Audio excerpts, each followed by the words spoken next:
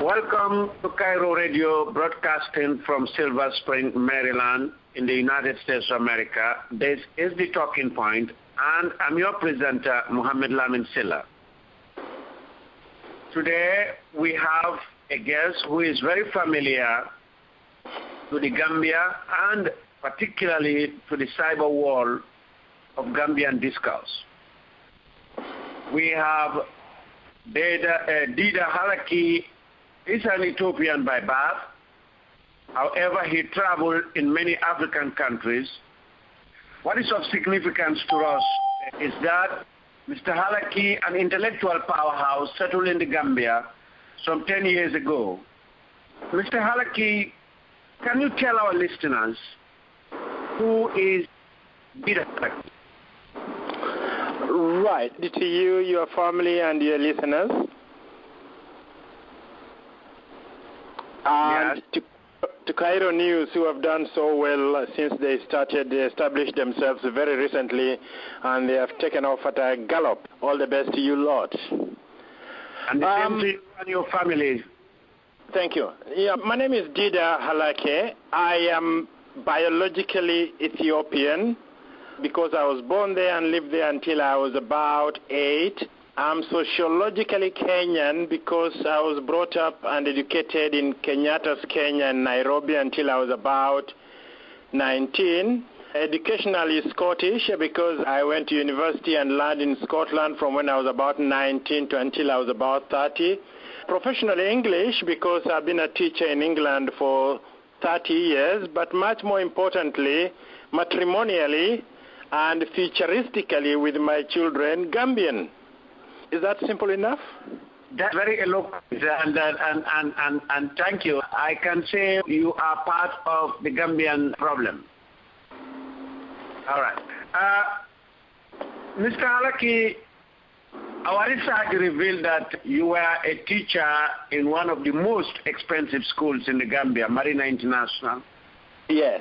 What are your recollections of that particular school? Well, I think it was in 1997 that the then head teacher of Marina came and stayed in my house in the Gambia, in Notting Hill, for the Notting Hill Carnival, and then she offered me a post at Marina School, which I was very happy to take because I wanted to spend a few months teaching in Africa. And I enjoyed Marina, but the problem was also Marina in 1997 was the old establishment powerhouse. I was probably too radical for Marina, but when you are teaching sociology, for example, sociology is about society and society's development, discriminations, and so on. And I wasn't completely sure about the people I was teaching, but for example, I was teaching Sabali's children and so on, Seusi's children. All these kids are intelligent, young, at Marina School doing their GCSEs. And for example, when I'm looking at women's development in the Gambia in sociology, I would point out to them that there were hardly any elected MPs and ministers, women MPs and ministers during the First Republic, but that there were so many under Yahya Jammeh, even in 1997. So I stepped on a lot of toes in a very short while when I was at Marina politically. But they were very nice to me. I have always been considered a very good teacher, even in the UK here.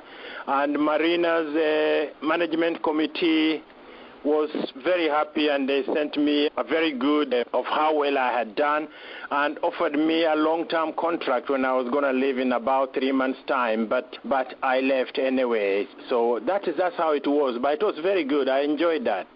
I'm sure some women will not be happy when you uttered that statement because people like Nima Sarasane Bojang were elected member of parliament in the First Republic. Okay, maybe I wasn't sure of all of it, but my general point was that there was more female empowerment under Yahya Jammeh than there was under the PPP. Would you agree that generally Marina was an institution tailored out purposely for the elites of that country, for the rich, because it is completely beyond the means of how intelligent may be. As a son or a daughter of a farmer, a poor farmer, you cannot afford Marina International. No, Marina was Gambia's Ivy League, so it was only for the kids of the rich. It's like what we would call the public schools here in the UK. In fact, I remember around 1993 or 92, I went to Lancing College, which is here in West Sussex in the English countryside. Very expensive old Anglican school. And I missed Mr. President Jawara's son did not turn up for my lecture because he went to play rugby. And I understand that he's working in the Gambia at the moment, that particular President Jawara's son. But it was an expensive school. President Jawara sent his children to the expensive schools in the UK here, which now charge about £20,000 a year, which would work out to about $45,000 in American terms a year. That's the school fee, $45,000. So Marina was an equal school set up in the Gambia for the children of the rich. Yes, indeed.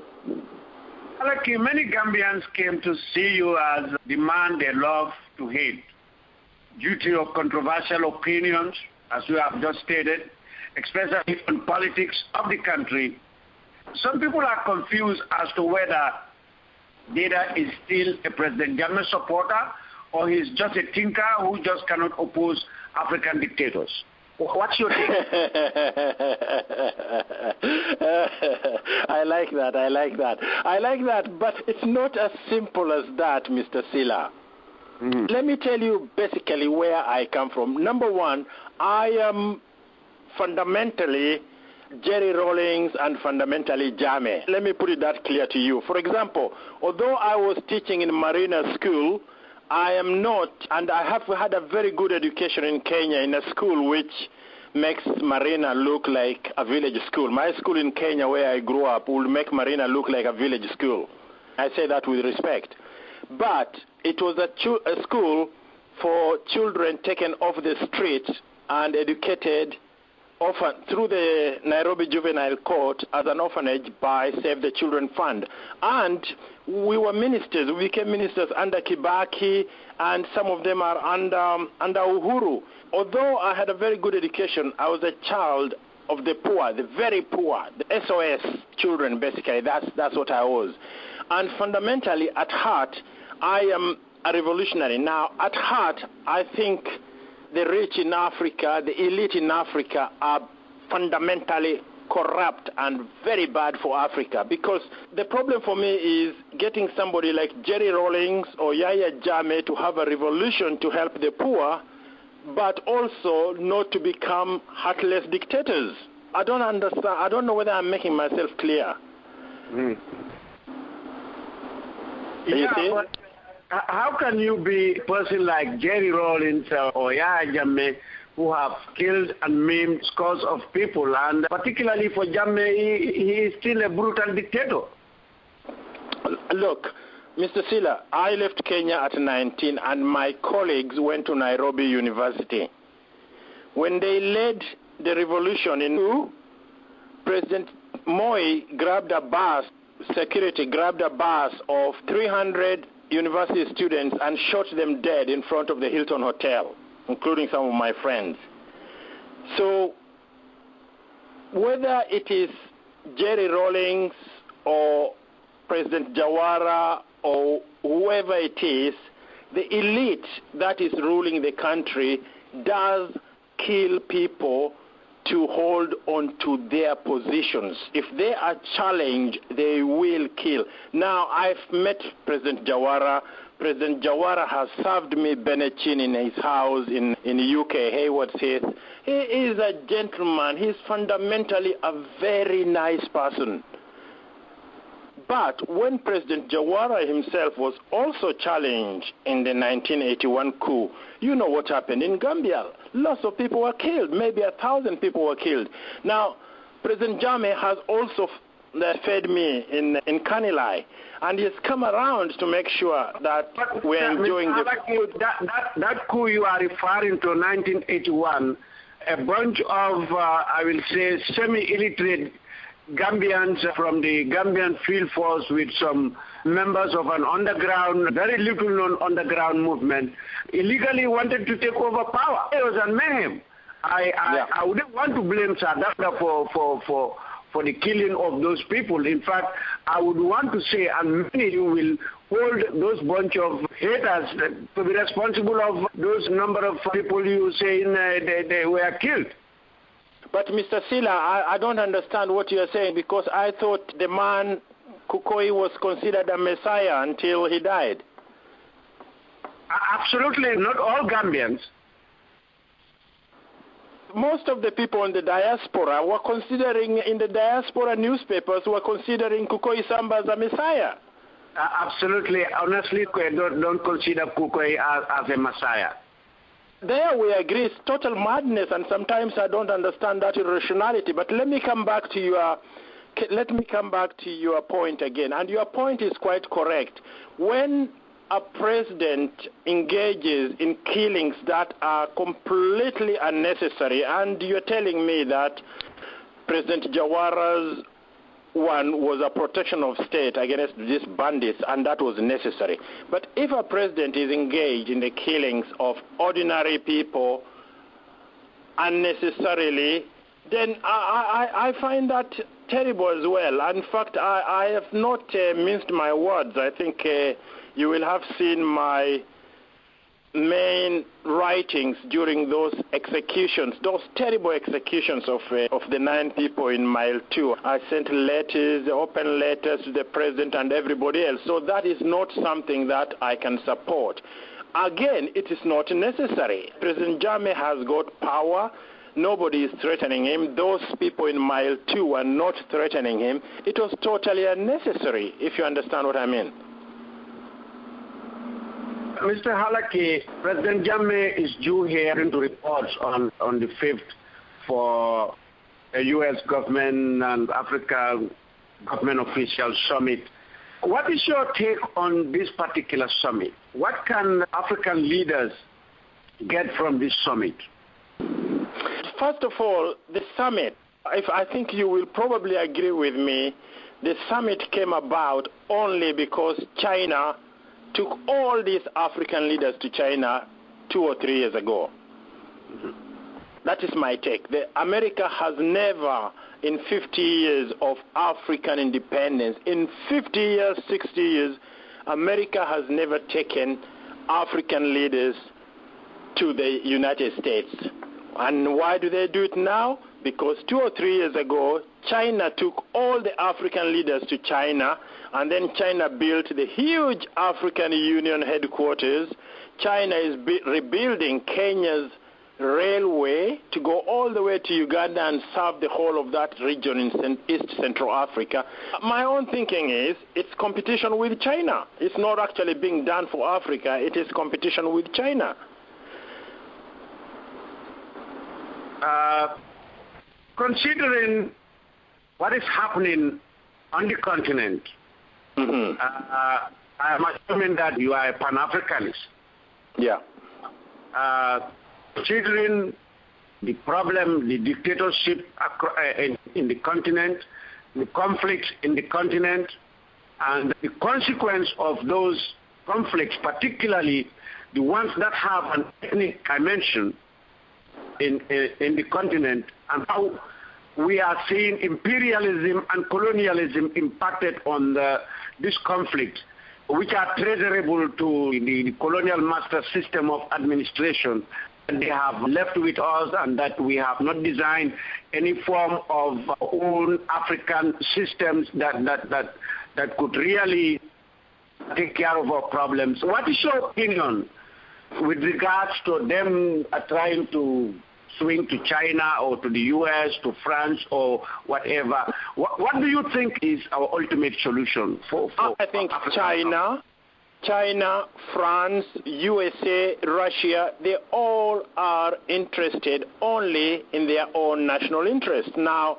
take the country of my birth, Ethiopia. When I was born there in the 50s, Ethiopia was pro-American.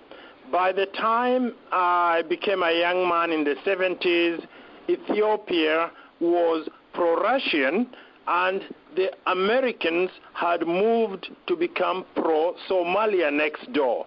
And then there was proxy wars, and both sides' arms were actually fighting each other. For example, all the arms that America had given to Ethiopia was now at war with Somalia, which was being supported by America. And then things happened. Ethiopia then changed again. America moved back in there, and now America is against Somalia. If you look at all these, it's like a game of poker. Lives are destroyed. Countries are destroyed. And the West basically are playing a game of chess with us. And then our leaders take Nigeria. Nigeria is, when I was a kid, I was a teenager, Nigeria was going to become the black superpower. Nigeria threatens Britain and the pound falls. Nigeria threatens apartheid and things are going to get moving. Nigeria now cannot defeat a bunch of terrorists called Boko Haram. A few bush people with guns are defeating the Nigerian army. Those 300 children, all that Mrs. Obama can go and rescue Iran and Iraq and so on, come on TV and say, free our girls. Oh, so sentimental. I nearly cried. But what about 3 months later, and the great United States of America cannot go and help the Nigerians to free those girls? It's ridiculous. It's silly, isn't it? Absolutely. Mr. Halake, we'll come back to this African summit in a moment, but let's just go back home. I understand that you were also, you worked with the Daily Observer. It's now an organ for President Jammeh. Yeah. Can you tell me your recollections about that, the running or during your time at the Daily Observer in the Gambia? By the time I came to take over the Daily Observer, I took over from Dr. Tal, the late Dr. Tal. Were you approached to lead that institution, or you lobbied for the job? No, I was going to teach in Docking in Surrey in England. In fact, I was at a train station going off to school to teach when my phone rang, and I was told by Momodu Sanyang of GRTS that I'm wanted in the Gambia to come and manage the Daily Observer. It's as simple as that. Yeah, and when you took over the institution, tell us about it. When I took it over, the Observer was in a bit of a state financially because the Observer, people had spent inordinate amounts of money, for example, buying a photocopier for $500,000. It's ridiculous. The photocopier was $200,000, but they bought it for $500,000, a lot of things. Those poor, the people who really to this day remain close to my heart are the nighttime printers who produce the papers. They were incredible people, and they were earning about $600, $800 a month. What is that? What is that now? That's about 10 pounds, 20 pounds a month. It was ridiculous. I set about, first of all, sorting out the finances and then raising the salaries of everybody. Most of people like Abdullah John and all the other reporters, Malik Fai and all that, all those people had their salaries doubled as a stroke. So from about, I think, was it about $2,000 to everybody, $4,000. And then, of course, the editorial paper of the paper was clear. The paper was an APRC supporting paper. The only organ in the, and I had no qualms about that. Look, Gambia had about 3 or 4 daily newspapers. All the other 3 were against the government of Yahya Jammeh. Surely Yahya Jammeh is entitled to one paper which was on his side, and the Daily Observer was on his side, and there was no reason why Daily Observer should not be on Yahya Jammeh's side, because there are 10 other organs, including the diaspora papers, all anti-Jammeh. So we had no problems with that. The only thing that I did was I had to put the stories of the ordinary people. For example, the market women in Serekunda, when they were being evicted, their story was on the front page. There was a Seraule businessman trying to take their land in the market area, and their picture and their story was on the front page. When there was a scandal in Brikama, the Brikama Area Council, that was on the front page. When Karafi, I think it was Karafi, the Lebanese guy, was paying the workers too low, that was on the front page. Now, that is what has disappeared from the Daily Observer because ordinary people don't have a place like that in the Observer to take their problems. Now, but otherwise, I was quite happy for the paper to be pro-Jame, provided air the grievances of the ordinary people. But during your staying at the Daily Observer, were you getting a direct administrative direct from the State House? Absolutely not. Absolutely not. They tried, but he wasn't getting anywhere. There's J.T. Kujabi. Was it J.T. Kujabi? J.T. Kujabi did try, but he wasn't getting anywhere. I was appointed from the very top, and J.T. Kujabi was not going to have even a say. All these things were buried. All those things that J.T. Kujabi and the rest now people bring to the Observer from State House were buried. We never published any of those. Even President Jame's speech, if President Jame made a speech, I didn't write it out, or I didn't allow my reporters to write it out word for word the way they do it now. What I did was I interpreted what President Jame was saying, and then I wrote it, which I hoped would be faithful to what he was saying. And we had no issue with that. He never had any problems with that. And no, the State House never interfered. Only time I ever had to ask something of the president was when we were in a meeting in Kau. Is it Kau? Kau up in the North Bank. Kau, that's where I come from. That's a beautiful place. I love that village. But I was up there in Kau, and something happened. It was a very big person, and I wanted to go against them. And I asked the president, look, what do you think? And the president said, you're the editor-in-chief. End of story. That's the only thing the president ever said to me. You're the editor-in-chief. So you want my listeners to believe that Daily Observer during your time was not used as a propaganda tool for the regime, for your Jame's regime? My friend, listen, Mr. Silla, during my time, Yahya Jammeh's regime got the best propaganda they could get from the Daily Observer. Good. I agree with you. But it was completely independent of the State House. I was the editor. I'm just confused and baffled. Got the best propaganda they could have from the paper, and at the same time being independent from... No, what I'm telling you is I did it independently as somebody who believed in what the APRC government was doing to develop the country. The best kind of propaganda is the one that is done independently, that, like the New York Times. Where are you? Are you in Washington? Washington, D.C. What's your main paper? The Washington Times? Washington Post. The Washington Post, that is the most right-wing paper, but it is an independent paper. The right-wingers don't go to Washington Post and say, do your stories this way and this way. Washington Post does it because that is their political line. I did it for the Observer because the APRC agenda to develop the villages and the country was my political agenda. So I was never told by anybody in State House what to do, and they wouldn't dare. Yeah, this is what most people will have a problem with, because for most of us, we believe that the APRC government does not have a sincere agenda to develop the Gambia. Instead, it is to destroy the fabric of that society. Oh, Mr. Silla, that is really what I don't agree with. I think the heart is in the right place. The head might be a bit crazy sometimes, but I think the heart is in the right place. I think when President Jame says he wants the whole country to be able to feed itself, I cannot really doubt that.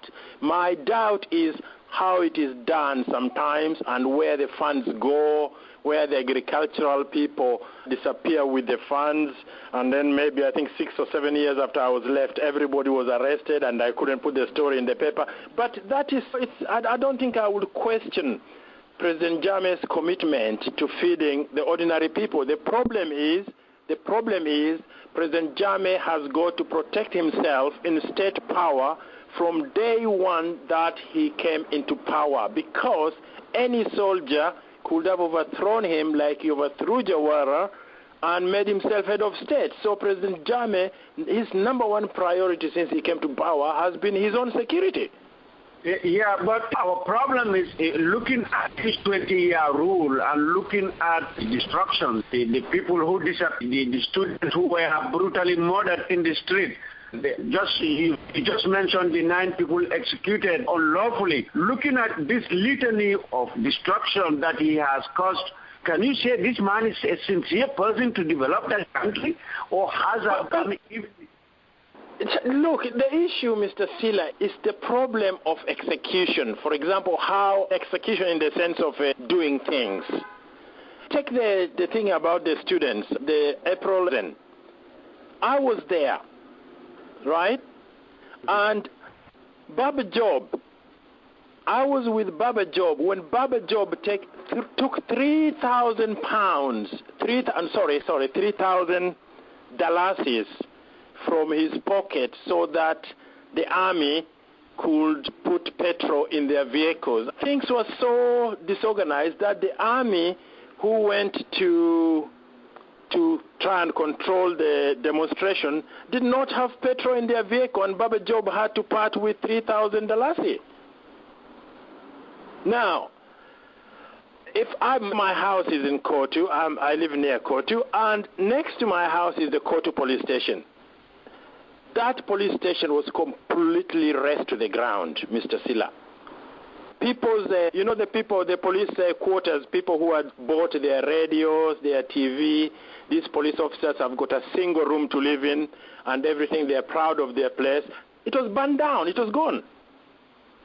And you know the rest about Westfield and the rest of them. Now, obviously the police lost control and shot those kids, and that should not have happened.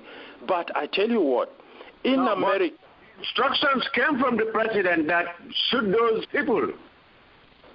It wasn't as clear as that. Look, the president was in Cuba, if I remember correctly. Absolutely, and we've got authentic reports. He gave the order for the police to shoot them. Yes, the order was actually asking the state to investigate. Yeah, I don't think the order was actually given by the who was beaten to death by fire officers. They were only that was scandalous. Now, that is scandalous. That is scandalous. In which country in the world have fire officers got anything to do with the school discipline? Yes, this is what had happened. This is what had happened in Brikama. Yeah, I know that. I know that. And those people, are those not the ones who fed the boy cement? This is it. The students just want justice to be done. This is all they are calling for. And I know, but listen, those students, that was the only time that President Jammeh ever came close to being overthrown. Those students would have overthrown President Jammeh if they had not controlled that demonstration. So you want to tell me the force that was used to control them was correct? No. Yeah, and this is our case, and it's not only on those students. Where are the Damambarenas and co? Disappeared in Little Gambia. Yep.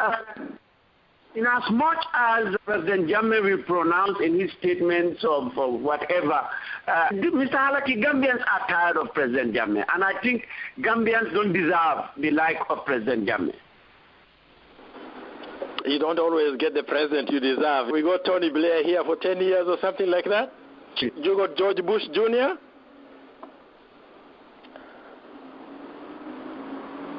Yes. Who owns the Observer, Mr. Halake?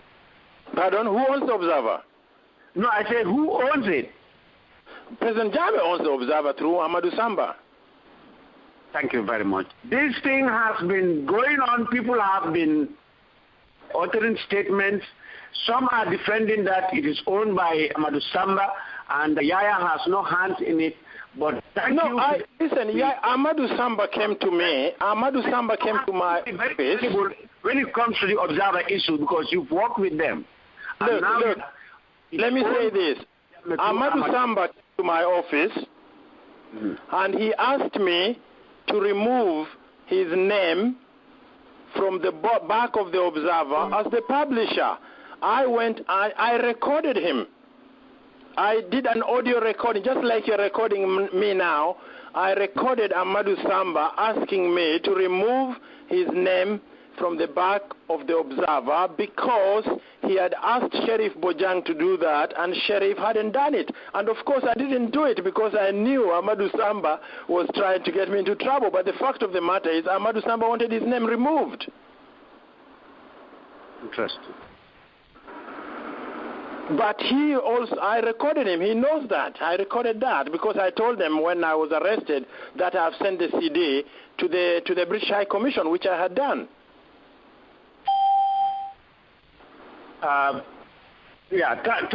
Thank you very much for clarifying that aspect for Gambians to know. And I see you as very credible when it comes to the Observer. You've worked with them, not only as a managing director, I guess, of that newspaper at that very trying and challenging times in the country. Let me drift you a little as a Pan-Africanist, Mr. Halake. One of the challenges tearing the continent apart today includes the tendency of the elites manipulating ethnic identities for private interests. We can grasp these root causes of the prevailing ethnopolitical competition, discrimination, and violence that is going on on the continent. Our elites who fund these ethnic sentiments. What's your take on that? Ethnicity is not something that I am good on, Mr. Sila, because I have never been an ethnic person. My daughter, who is 10 years old, went to a center place 2 days ago. There was a Caribbean lady who was supervising it, and she asked my daughter, "Where are you from?" And my daughter Jainaba said, "Oh, my mom is from Gambia, my dad is from Ethiopia." And she said, the Caribbean lady said, "Oh, that's funny. Ethiopians don't normally marry into other groups of black people." Now, I was amazed, and that's my daughter telling me that. So I have never known that. If I had grown up in Kenya, I would have married a Kikuyu, I would have married a Luo, I would have married a Somali. I am in West Africa, I've married Fulanis. And so that is not really something that is close to my heart at all. I don't go in for that ethnicity stuff. I'm just by myself. I understand that, but you, as a political observer on the continent, You have seen what these ethnic tensions have resulted to. To be honest with you, Mr. I think because in Liberia, we have seen it there, Sudan, Central Africa, right away. This is a cause of concern. Even though it is a huge cause of concern, and to be honest with you, I am pleased that Gambians generally don't have that strong sense of tribalism that other parts of the continent have. And that's the good thing about Gambia. It's a very small place. Everybody knows each other. People can marry. But Gambia is not an island on the continent. We are talking about Gambia in particular, but also the continent. The problem of the continent is also very important to the Gambia because we are part of the continent. This is why I asked this question. And as a Pan-Africanist also, you must have a position on this. I think as a Pan-Africanist, all I can say is we have to destroy our own ethnicity in order to get a stronger and a better identity as Africans. And what would you call that identity? An African identity. Not even a nationalist identity, not a Kenyan identity, not an Ethiopian identity, not a Gambian identity, but as an African identity. I agree with you, but we are way far away from that identity because I have not seen on the entire continent team that is working towards that goal, that African identity. All these head of states, I don't see a single Pan-Africanist amongst them. Jammeh called himself that, but I don't take him seriously at all. Can I come back to the Gambia again? Oh, absolutely. And I know you're going to attack me here, and I'll be very happy to be attacked, and I'm happy to be attacked by all your friends and people who are listening and so on. But I will just, we're just going to have a very civil discourse. Yeah, but what I'm going to say is that, to be honest with you, again, the reality is different, but I do believe that deep in his heart, President Jammeh is actually a Pan-Africanist in heart. Mm-hmm. The practice now, wait a minute, the practice is different because practice means you have to protect yourself against a coup. You have to protect yourself against being assassinated. So you sometimes end up not trusting other people. What was the one about? Who was the guy about the 2006 coup? That was the last coup in Gambia. Who was the Colonel Dure Cham? Alleged coup. That's Ndur Cham. Yeah. Yeah. It's not really alleged because Ndur Cham's lawyers, that lawyer, who is lawyer? Was it Lawyer Denton? Mariam. Lawyer Denton, when Lawyer Denton made her statements in the court and everything else, she did actually say she went to the American embassy and said this is what has happened and so on, and the man needs protection. And Lawyer Cham herself confirmed that the American embassy said in those situations they will not allow the person to take refuge in the American embassy. So there was actually a coup attempt in 2006. Well, I will say this thing has not been proven in court to be a coup attempt. I will still call it an alleged coup attempt. But anyway. Placed on hold. Please wait. Oh, I'm on hold. This is Kairo Radio broadcasting from Silver Spring, Maryland. I'm your presenter, Mohammed Lamin Silla. Our guest today is Dida Halake, Ethiopian by birth, who has worked in the Gambia educational system and also headed the Daily Observer. Mr. Halake, welcome back to the Talking Point. Thank you, Mr. Silla. Mr. Halake, Jammeh came to power through the bullet. Right. He civilianized himself through the system, and what many of us Gambians see as very undemocratic. We believe that it's not a level playing field in the Gambia, and elections is a sham. Right. Now, as a political observer to the Gambian situation, will it be the bullet or the ballot for Jammeh to go? Let me ask you a question. I'll come back to that in a minute. Oh, absolutely. Because you said Jammeh came in through the bullet, through the gun. Yes. Yes. The president of Egypt, whom you are going to have to host in America tomorrow or today, came in through the gun, and not only that, he killed at least 1,000 people and put in jail the democratically elected president, correct? Absolutely. And America is giving him billions of pounds. They have released the billions of pounds to that military. Mr. Silla, when people criticize Jammeh and so on, I don't necessarily disagree with the criticism of Jammeh. What I hate is the double standards around the world. Mm-hmm. Now, I know you are Gambians, so you are more interested in Gambia than what is going on in Egypt. So I'll come back to your question again. I think you may have read my paper before the last election. I agree with you. That was a coup, a first-class coup that happened in Egypt. This is my opinion. And it's not necessarily the opinion of Cairo. It is my opinion that that was a coup and America failed to see it as that. But I don't want to attack that to the Gambian problem. Because I understand. This is why I'm coming back. That's why I want to come back to our home problem. As they say, charity begins at home. Mm-hmm. So let us come back to the Gambia. And you say to me, do I see Jammeh going through the gun, having come in through the gun? I think that was the question. Is that right? Absolutely, yeah. If you saw my article in 2011, just before the presidential elections, it was headlined in the daily news in the Gambia, the Freedom newspaper, and others all carried it. It was Government of National Unity amassed. Do you remember that? I was not following issues then. Okay. I wrote a piece which really a lot of people emailed me and said, please send it to the president. I know the president saw it, and it was a Government of National Unity is amassed, whoever won the 2011 election.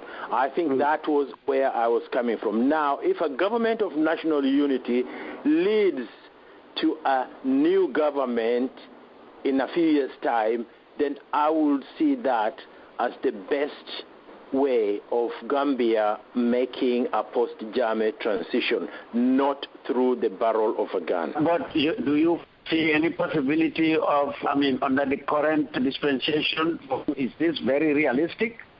Do you know, about 10 years ago, when President Jammeh ejected the Deputy British High Commissioner out of the Gambia, me and Sheriff Bojang, we sat and we said, why did President Jammeh do that? He's going to win the election. I think that was 2011. And even Sheriff Bojang, who is very astute, he runs the Standard newspaper in the Gambia now, we came to the conclusion that in spite of all our education, we always misread and underestimate President Jammeh. I think he has his plans for a peaceful transition in the Gambia, and I think it will happen. That is what I think. Well, I respect your opinion, but I have a different opinion that Jammeh cannot go in a peaceful way now because of the things that he has done. He must be removed by some form of force. Whether it is going to be a military coup, which I would want to happen in the Gambia, or a mass uprising as it happened in the Maghreb. Yeah, this is my take on my own thinking. If a military coup happens or an uprising happens, it's very simply we will be jumping out of the frying pan into the fire. Because my own thinking is like Egypt and Libya and Syria, Iraq, and so on, once you take off the lead out of a very difficult social situation, it is incredibly impossible to put it back. And I think that is exactly what lawyer Usainu Dabo can see, which many other people cannot see. Lawyer Usainu Dabo knows that if, let's say, he became president through an uprising, the same uprising will swallow lawyer Usainu Dabo because it cannot be controlled. But we have not seen any light at the end of the tunnel with regards to proper elections in the Gambia. There is one thing I want to say to you on NAD. We must always remember NAD. I was there in 2006. There were local elections. I don't know whether you remember, but there were local elections which happened in the Combos. In those elections, the NAD people and the opposition combined actually beat APRC. For me, the only best scenario in the Gambia today is for all the opposition leaders to come together and say, we will have an electoral challenge against Jammeh. We will make, let's say, Lawyer Dabo the vice president. We will make Mr. Ba, Lawyer Dabo the president, Mr. Ba the vice president, Lifa Sala, Minister of Education, so-and-so Minister of Health. This is our... The current electoral laws in the Gambia? It doesn't really matter. They're not going to force people. If people are determined to vote for this unified opposition, I don't. One thing that I don't agree with you people is that I don't believe that Jammeh or the APRC can put as much fear that you think can be done inside the Gambian people. I know the Gambian people are obstinate. They're like the Senegalese people. It's the same people. If they want and they think there is somebody else who can take over from Jammeh, they will vote for him. It's just that in Gambia now, there is nobody to replace Jammeh. Who will replace Jammeh? Where is the setup to replace Jammeh? I have seen all the political parties in the country, particularly the United Democratic Party, the People's Democratic Organization for Independence and Socialism, have all the structures to replace Jammeh. I know. I remember when Halifa went to Dakar, and the Dakar people, the Dakar reporters, asked Jammeh exactly the same question that, he's probably your namesake, he's probably your brother. But the people in Dakar asked him exactly the same question, Mr. Silla.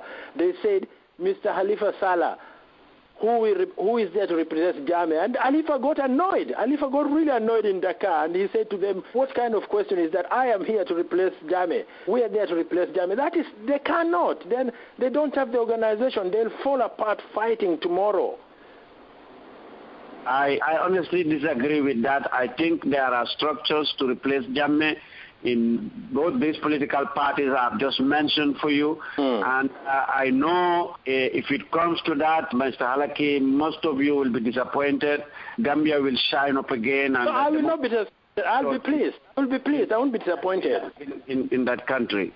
I will not be disappointed. I will not be disappointed. One of the editorials I wrote while I was writing in The Observer was the next president of the Gambia will welcome His Excellency, the former president, the leader of the July 22nd revolution, to this parliamentary meeting. Now, gathering. That was after President Jammeh invited President Jawara. If you remember my front page photos of President Jawara and President Jammeh with their hands around each other. Do you remember that? Yes. Yes, and that was when I said that the next president will welcome President Jammeh. The issue of the next president will be, it's not something that is sacrosanct. I remember when I was a kid in Kenya, they passed a law which said that if anybody thought of the death of President Kenyatta, they will be charged with treason. That's mad, isn't it? But it's not an issue for me to think of President Jammeh not being president or being ex-president, because that is just natural. Things are going to happen. Things are going to change. Everything changes. That's not important. But the issue is who comes next. And if President Dabo comes next, all I will say is long live the president. Mr. Halake, it's very interesting talking to you. I wouldn't want to waste your time more. One last question. On Tuesday, as I told you at the beginning, this African leaders are coming to Washington to meet Obama. And us Gambians here are really organizing ourselves to welcome Jammeh, to give him a reception that he deserves, and so to the whole world that this is a brutal dictator, he is a killer, he should be removed. In fact, it is our opinion that in the first place he should not have been invited as a Gambia and others, which you disagree, to his forum. But I am also don't think they will get much, African leaders will get much dividends to this meeting. What's your take? No, I don't think they will get much out of the meeting. But what I do think is, for example, the Americans are calling them for their own interests. For example, President Kenyatta, Uhuru, is one of the three. There's going to be the meeting of the 50 presidents. And then 3 other presidents have been asked to remain back and have a special consultation with the American government. Now, one of those is President Uhuru Kenyatta, because Uhuru is involved in the war in Somalia, Al-Shabaab, and so on. Now, it is the American interest that they're going to look after. I know you guys are going to have a demonstration and so on, and in a sense, as Gambians, in a sense, sometimes you get incensed because you are citizens of that country and you want to have not just your democratic processes, but you also want to have a say in the running of your country. And in a sense, that's why an outside commentator like me probably doesn't do the issue justice, because I don't feel the emotional thing about wanting to be part of your own country's governance and so on. So Gambians in the diaspora feel it much in political, economic, social, and human rights conditions of our country. Yes, indeed, and that's why I say Gambians in the diaspora have got a right to feel a lot more stronger about it than people like myself who are just commentators do. But what I want, what the Americans want, what the British will want is a stable, peaceful condition in the Gambia. And to be honest with you, whatever the diaspora says and thinks about Jammeh, that is what the world sees. As far as Europe and the rest are concerned, there is peace in the Gambia. Mr. Halake, Gambia is a resource-poor nation. Many say peace is our most valuable national asset. That's right. Otherwise, they will all have taken you over. It is an asset. Hard work by our ancestors, and then forged, and we grappled with it during the long years of Jawara rule. And most of our leaders, including Jammeh, they mistaken our love for peace to timidity and lack of courage. But I am very sure that Gambians in the diaspora and the Gambians back home, particularly those on the ground, have a lot of hope on our politicians on the ground who are operating in a very difficult circumstance. A very difficult circumstance. And sometimes some of us in the diaspora here are very unfair to them by accusing them of inaptitude and not effective while we are sitting here in our comfort zones. But I am sure if we put our efforts together, we'll see the exit of Jammeh. Some things that I do feel really desperately sad about is a man who is about the same age as me, Mr. Sane, sleeping in mile 2. The man is sick, the treasurer of the UDP, Mr. Sane. Those are the kind of things that really break your heart because, first of all, it's inhuman and it's unnecessary. Are you still there? I'm still there. I'm listening to you. Yes, to be honest, people like Jungo Ba and the rest, I know him very well, but I don't have much sympathy for him. That lawyer, the Attorney General, Mr. Jobate, I have absolutely no sympathy for people like that. It's very, very difficult to have no sympathy but for people like Mr. Sane, who in his own heart he believed that he was trying to help people to make a living in the West and help their own family. For them to be sleeping in mile 2 and dying there or feeling so ill there and suffering there, it's just tragic and unnecessary. And that's depressing. I don't feel happy about the Gambia, by the way. I have to tell you this. I mean, in the olden days, I used to feel happy and romantic about the Gambia. I love going to the beach. I love being all over Gambia, traveling all the way to Koina and Fatoto and all that, and crossing the border all the way to Labi in Guinea. So, but now I don't feel happy about that. If I wanted to go and relax and chill and be happy, I go to Dakar, sit on the beach. There I feel happy because I don't see all these ghosts of people who have died and disappeared. I've eaten and shared food with Baba Job. There's so many people with whom I've shared food, broken bread with them and had good times with them, and they've all died in these horrible ways. Gambia does not make me happy. I just wish Gambia happy and it remains peaceful and makes a peaceful transition when the time comes. Thank you very much, Mr. Halake, for that concluding remark, trying to agree with us that there is nothing in the Gambia that we should be happy about and the status quo needs to change, but how it should change, that's our differences here. Some of us believe that election is not going to work under Jammeh as of now, because the playing field is not level. The electoral laws are definitely a sham, and it will just be another waste of time to go to elections with Jammeh under the current existing electoral laws. And the only way out is to force him to change those laws or a mass uprising.